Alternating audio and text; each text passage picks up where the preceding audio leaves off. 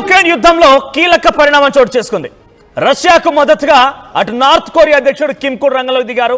ఇప్పటికే రష్యా అధ్యక్షుడు పెద్ద ఎత్తున అటు ఉక్రెయిన్ పైన దాడులు కొనసాగిస్తూ ఉండగా ఏకంగా ఇప్పుడు కిమ్ ఏమంటున్నాడంటే, నేను కూడా రష్యాకి సైన్యాన్ని పంపిస్తా, నేను కూడా ఉక్రెయిన్ పైన యుద్ధం చేస్తా, రష్యాకి సపోర్ట్ గా ఉంటానని చెప్పి కిమ్ ప్రకటించడం ఒక రకంగా అందరినీ ఆందోళన గురి చేస్తుంది. దానికి సంబంధించిన బిగ్గెస్ట్ బ్రేకింగ్ న్యూస్ ని మనం ఆర్టీవీ స్క్రీన్ పై చూస్తున్నాం. రష్యాకి మరో 30,000 మంది సైనికులను పంపించేందుకు కిమ్ సిద్ధమయ్యారట. రష్యాకి నార్త్ కొరియా సాయం పైన ఉక్రెయిన్ ఆగ్రహం వెళ్లగక్కుతోంది. కిమ్ తమ అత్యున్నత దళాలని రష్యాకు సాయంగా పంపి సొంత దేశాన్నే సమస్యలో నెడుతోందని చెప్పి ఉక్రెయిన్ రక్షణ మంత్రి మాట్లాడుతున్నారు. ఇప్పటికే గతేడాది 11,000 మంది సైనికుల్ని రష్యాకి పంపారు కిమ్. ఉక్రెయిన్ ను అంతం చేయడమే లక్ష్యంగా రష్యా బిగ్ స్కెచ్ వేస్తోంది. అయితే దానికి కిమ్ కూడా సహాయం చేస్తున్నాడు. సో మనం చూస్తున్నాం, డెఫినెట్ గా ఇక్కడ మాట్లాడడం సమంజసం కాదేమో ఒక దేశాధ్యక్షుని పట్టుకొని, బట్ డెఫినెట్ గా ఇక్కడ మాట్లాడాల్సిందే. మీకు అర్థం కావడం కోసం నేను మీ భాషలో మాట్లాడుతున్నాను.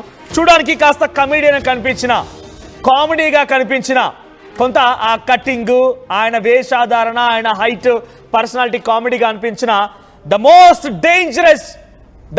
Dangerous in middle eastern countries లో నార్త్ కొరియా అధ్యక్షుడు కిమ్ కూడా ఒకరు.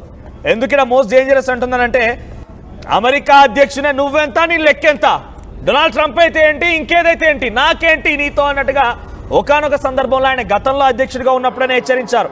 అంటే అటువంటి వ్యక్తి కిమ్. సో ఇప్పుడు కిమ్ ఏం చేస్తున్నారంటే, రష్యా ఉక్రెయిన్ యుద్ధం జరుగుతున్న నేపథ్యంలో ఉక్రెయిన్ ఇక మాట వినదు.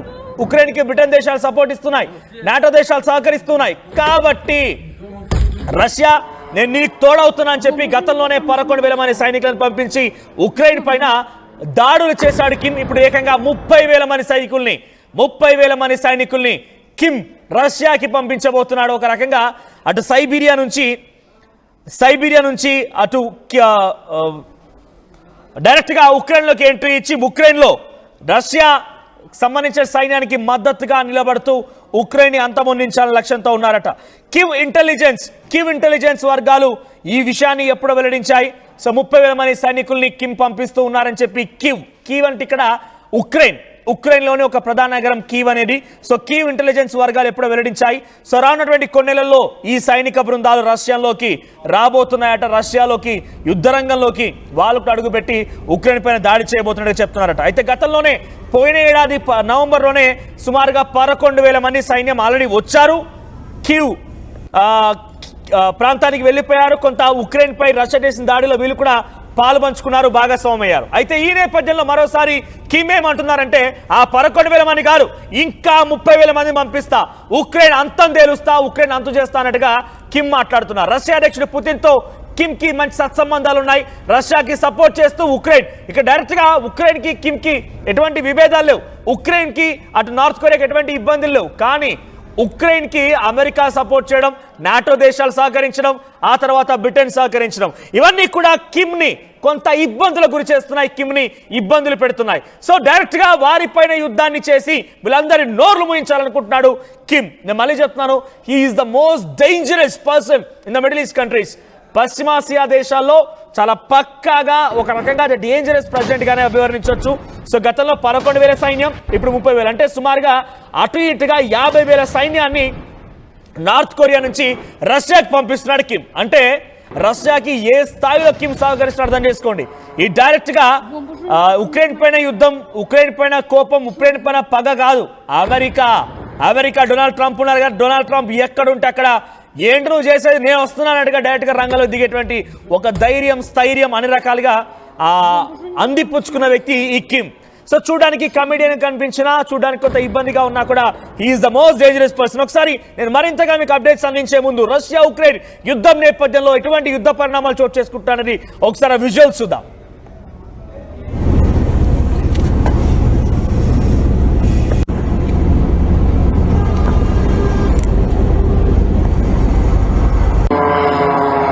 Бомба же у него там на самолете. Еще взрыв.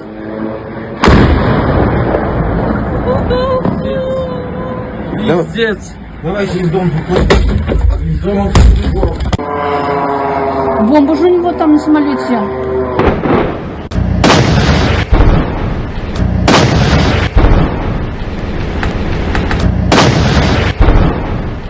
అయితే గతంలో పంపించినటువంటి 11,000 మంది సైనికుల్లో 4,000 మంది ఆల్రెడీ కొంత ఇబ్బందుల పడి గాయాల పాలవడమో లేదంటే ఆల్రెడీ వాళ్ళంతా కూడా యుద్ధ నేపథ్యంలో వీరమరణం పొందడం జరిగిందన్నట్టుగా అక్కడి నిఘా వర్గాలు చెప్తున్నాయి. ఇదంతా కూడా ఈ డాటా ఎవరో కిమ్ చెప్పిందో రష్యా చెప్పిందో కాదు, ఈ విషయాల్ని మొత్తాన్ని కూడా అక్కడి ఉక్రెయిన్ ఇంటెలిజెన్స్ నిఘా వర్గాలు బయటపెట్టాయి.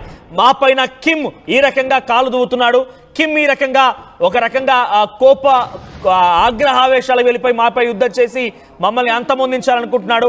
సో కిమ్ యొక్క చర్యలు ఏకంగా ఆ దేశాన్ని కూడా సమస్యల్లోకి నెట్టబోయబడుతున్నాయని చెప్పి ఇంటెలిజెన్స్ వర్గాలతో పాటుగా అటు ఉక్రెయిన్కి సంబంధించిన రక్షణ శాఖ మంత్రి కూడా మాట్లాడుతున్నాడు. అయితే నార్త్ కొరియా నుంచి సైనికులను రవాణా చేసేందుకు రష్యా ట్రాన్స్పోర్ట్ విమానాలను సిద్ధం చేసిందట. అట్ ద సేమ్ టైం వీరిని సైబీరియా, అక్కడ నుంచి నార్త్ కొరియా నుంచి సైన్యం రాగానే సైబీరియా మీదుగా ఉక్రెయిన్లోకి వీరందరినీ కూడా చొరబడేందుకు అన్ని రకాల ఏర్పాట్లు కూడా చేశారట.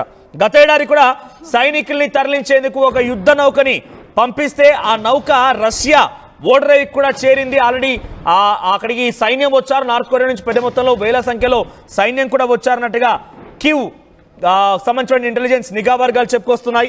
ఇటీవల ఉక్రెయిన్కి సంబంధించిన the most dangerous president in middle eastern countries, because ఆయన డైరెక్ట్గా గతంలో డొనాల్డ్ ట్రంప్ ఇప్పుడు కాకుండా పోయినసారి ఆయన ప్రెసిడెంట్గా ఉన్నప్పుడే నువ్వెంత నీ లెక్కెంత అని హెచ్చరించి ఒక రకంగా స్ట్రాంగ్గా వార్నింగ్ కూడా ఇచ్చారు. ఆ పరిణామాల నుంచి ఇప్పుడు మళ్ళీ ఉక్రెయిన్కి పైన యుద్ధానికి దిగడం కారణం మళ్ళీ డొనాల్డ్ ట్రంప్ ఎక్కడుంటే అక్కడికి వస్తానంటాడు. ఆయన ఇరాన్పై యుద్ధం చేసినందుకు ఇరాన్కి సపోర్ట్ చేసి నేను డొనాల్డ్ ట్రంప్ సంగతి చూస్తానని హెచ్చరిక జారీ చేశారు. ఇప్పుడు ఉక్రెయిన్కి సపోర్ట్ చేస్తూ అమెరికా ఇండైరెక్ట్గా రష్యాపై దాడి చేస్తున్న క్రమంలో కిమ్ మళ్ళీ వచ్చి నేను తెలుసుకుంటా, నేను డొనాల్డ్ ట్రంప్ని కంట్రోల్ చేస్తాను, వెళ్ళి ఉక్రెయిన్ పైన దాడి చేయనట్టుగానే రష్యా అధ్యక్షుడు పుతిన్కి మరింతగా సపోర్ట్ ఇస్తున్నాడు. ప్రస్తుతం ఏదేమైనా రష్యా ఉక్రెయిన్ యుద్ధం చరిత్ర అతిపెద్ద దాడిగా జరిగే అవకాశం కూడా ఉంది. అయితే ఇటీవల కాలంలో జరిగినటువంటి ఒక దాడి అతిపెద్ద దాడిగా అభివర్ణించవచ్చు. బికాస్ సుమారుగా కొన్ని వేల సంఖ్యలో డ్రోన్లు మిసైళ్లతో ఉక్రెయిన్ పైన రష్యా విరుచుకుపడింది. అదే స్థాయిలో ఉక్రెయిన్ కూడా గతంలో ఇక్కడ కుర్స్క్ అనేటువంటి ప్రాంతం ఉంటుంది, అది బార్డర్ ఏరియా. రష్యా ఉక్రెయిన్కి చాలా సమీపంగా ఉండే బార్డర్ ఏరియా. సో బార్డర్ ఏరియాలకు వచ్చి ఉక్రెయిన్ డైరెక్ట్గా రష్యా అధ్యక్షుడు ప్రయాణిస్తున్నటువంటి ఆ విమానం పైన టార్గెట్ చేసి డ్రోన్ ని ప్రయోగించగలిగింది. ఆ తర్వాత డైరెక్ట్గా రష్యా భూభాగంలోకి వచ్చి రష్యాలో సుమారుగా ఉక్రెయిన్ నుంచి 4,300 కిలోమీటర్ల దూరం వరకు వచ్చి కొన్ని వందల సంఖ్యలో డ్రోన్లతోని రష్యాలో ఉన్నటువంటి కొన్ని యుద్ధ విమానాలు పేల్చేసింది. ఏకంగా $7 మిలియన్ నష్టాన్ని ఉక్రెయిన్ రష్యాకి పెద్ద ఎత్తున నష్టం వాటిలే విధంగా చేసింది. ఇదిలా ఉంటే ఈ నెల 29న కూడా ఒక భారీ దాడికి యత్నించింది రష్యా. ఉక్రెయిన్ యుద్ధ చరిత్రలో ఇది అతిపెద్ద దాడిగా చూడొచ్చు.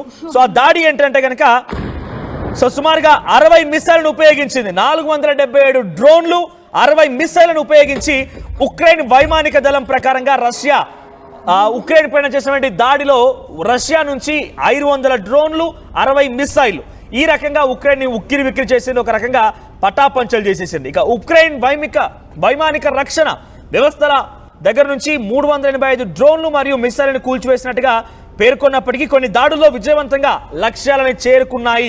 దీనివల్ల 18 ప్రాంతాలు నష్టం జరిగినట్టుగా అక్కడ ఉక్రెయిన్ చెప్తోంది. కాగా ఈ దాడిని జూన్ 1న ఉక్రెయిన్ నిర్వహించినటువంటి operation spider web, Ukraine operation spider web అని చెప్తోంది. సో ఆపరేషన్ స్పైడర్ వెబ్ దాడికి ప్రతీకారంగా జరిగినట్టుగా తెలుస్తోంది. సో ఇందులో ఉక్రెయిన్ రష్యన్ వైమానిక బేస్ల పైన డ్రోన్ దాడులు చేసి 41 రష్యన్ విమానాలను ధ్వంసం చేసి $7 మిలియన్ నష్టాన్ని చేకూర్చింది. సో ప్రస్తుతానికి కిమ్ ఎంట్రీ ఇచ్చాడంటే ఇక యుద్ధం నెక్స్ట్ లెవెల్ వెళ్ళబోతోంది. కిమ్ దెబ్బతో రష్యా యుక్రెయిన్ యుద్ధం మరింతగా తీవ్రతరం కాబోతోంది.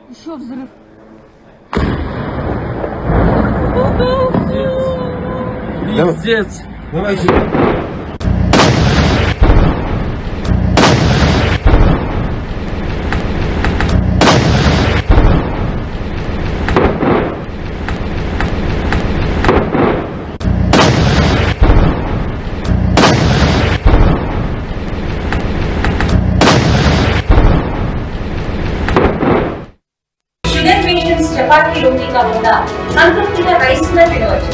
Doctor rice, sugar free rice, doctor rice, diabetic rice, sugar pension బియ్యం, డాక్టర్ రైస్. తెలుగులో ఫాస్టెస్ట్ న్యూస్ యాప్ ఇప్పుడు కొత్త అవతారంలో 5 సెకండ్లోనే పూర్తి వార్తా సమాచారం మీ చేతిలోకి. సోషల్ మీడియా ట్రెండ్స్ మీ కళ్ళ ముందుకే live TV and voice search options తో ఇప్పుడే డౌన్లోడ్ చేయండి. యాప్ లింక్ డిస్క్రిప్షన్ లో ఉంది.